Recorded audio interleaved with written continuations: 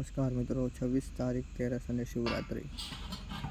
શિવરાત્રિનું શિવપુરાણની અંદર વિશેષ મહત્ત્વ બતાવેલું છે. કોટી રુદ્ર સંહિતાની અંદર ભગવાન શિવજીની પૂજા, અભિષેક, દરેક પ્રકારના અલગ અલગ ઘણા બધા રસકસથી કરવામાં આવે તો વિશેષ ફળની પ્રાપ્તિ થાય છે. દરેક પ્રકારની બાધા પીડાઓમાંથી મુક્તિ મળે છે. જે કોઈ કાર્ય છે અટવાયેલા હોય, કોઈ પણ પ્રકારના વિઘ્નો સતત આવતા હોય, દરેક પ્રકારના બાધા પીડાઓમાંથી મુક્તિ મેળવવાનો દિવસ એટલે આ શિવ પૂજા,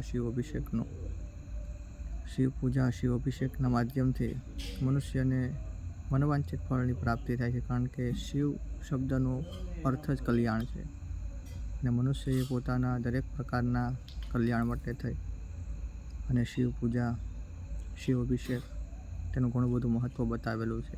તમે પણ આ પૂજાનો અભિષેક કરી અને તેનો લાભ લઈ શકો છો. નમસ્કાર.